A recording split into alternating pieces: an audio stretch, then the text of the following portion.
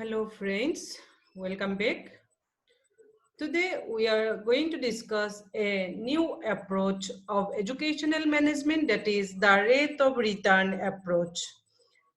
Friends, you all know this rate of return approach is also known as cost-effective approach in educational management or cost-benefit approach in educational management or educational planning. You all know that cost benefit or cost effectiveness approach or the rate of return approach in educational planning or management is totally totally related to gain or loss of an investment.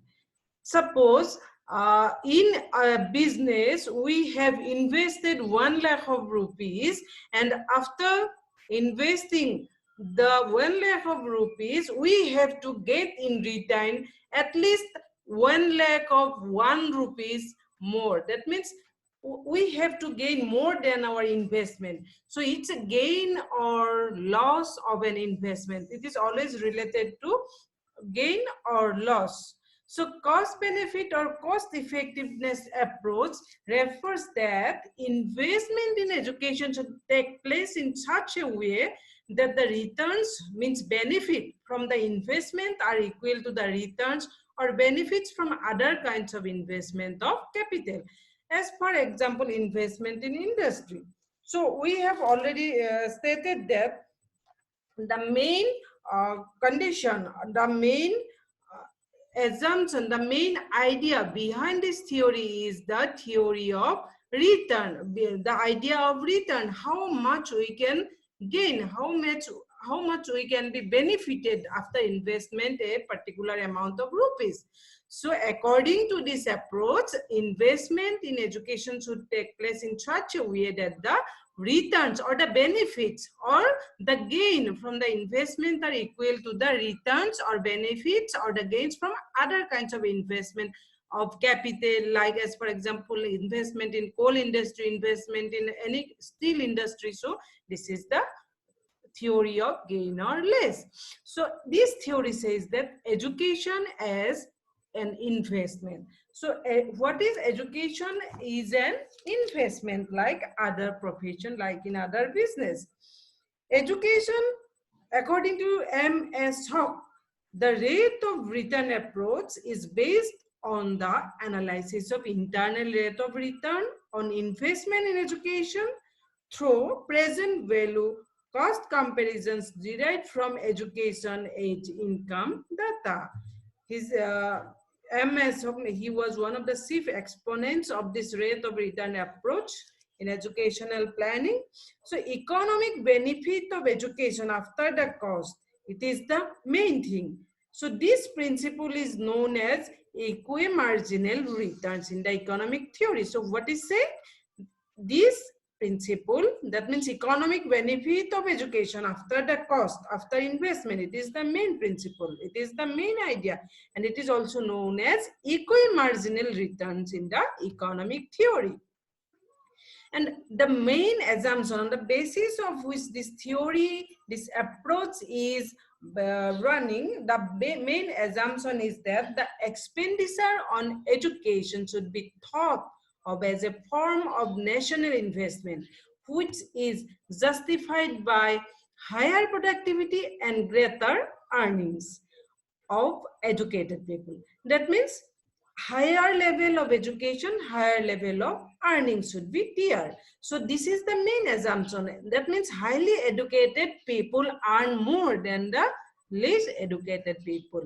The people who possess more educational qualification, they will be more earnable person than the people of low qualified in the field of education.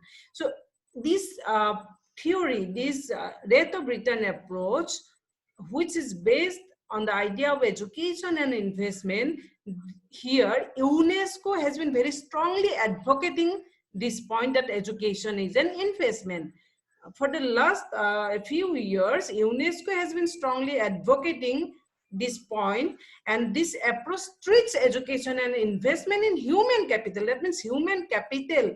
Our children are to be think as our capital. So we have to invest our money for our capital, for our children, and in return we will be more benefited from our investment. So this approach treats education and as an investment in human capital and uses rate of returns as a criterion in all allocation of financial resources.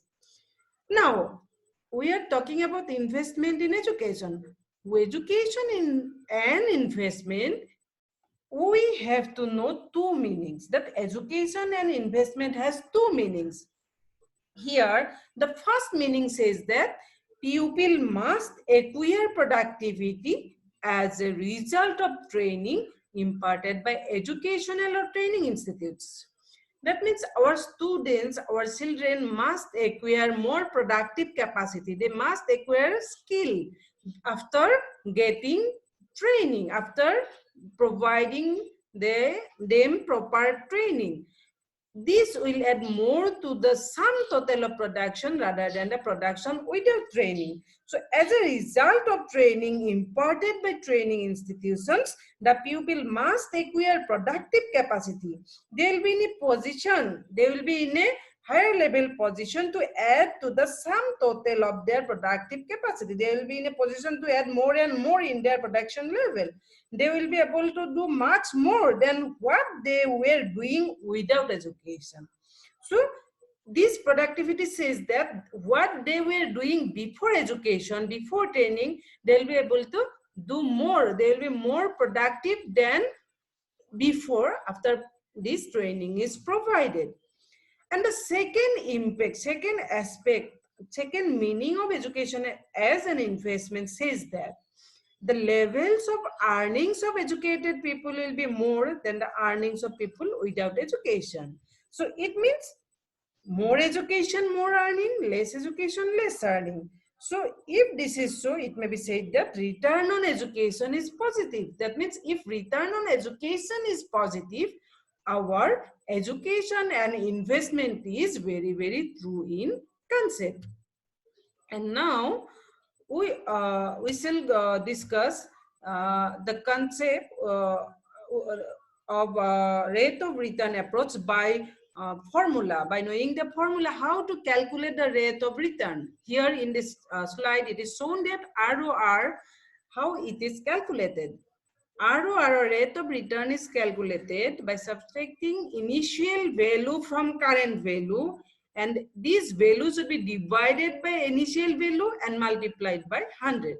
So in simple words, it means that educational, this means rate of return approach means that educational planning should provide for increase in the earnings of the individual with more education, and also for greater contribution by more educated people to the economic and social growth of the country. That means after receiving education, after proper training of education, after getting proper education, the people, our children, the human capital will be more and more productive, and they will contribute greatly to the all over growth of a country's socio-economic area. So this approach implies that if the rate of return is low, very important, if the rate of return is low, expenditure on education should be curtailed. We should not invest more if we think that our return will, there is a chance of low return in that investment. In that case, our investment, our expenditure on education should be curtailed. So it implies that if the rate of return is thought to be low, supposed to be low, then expenditure on education, that means investment in education, should be deducted. We should invest less. Now, some advantages of rate of return approach, or the merits of rate of return approach. This approach is very simple and easy to understand or apply. Secondly, this approach says education and earnings are positively related. So people want more education, and accordingly investment in education should be increased. Third point, rate of return in educational planning may readily be calculated with the help of accounting data. Next advantage is that the simple rate of return will be fairly close to the true rate of return in investment with extremely long lives. It may be used to measure the current performance of a firm. Next, it gives the weightage to the profitability of the project if based on average rate of return. And some disadvantages. First point is that an individual's earnings or rate of returns depend upon various factors like the person's innate intelligence, his parental socioeconomic status, the person's motivation and aspirations, etc. Hence, it is not an easy task to attribute the rate of returns only to the component education he or she acquired. Hence, this approach is least frequently applied to education. Second disadvantage is that it ignores the non-economic benefit of education like values, knowledge, wisdom gained as a result of training. Friends, you all know, you have come to know that this approach is totally monetary oriented. That means economic centric.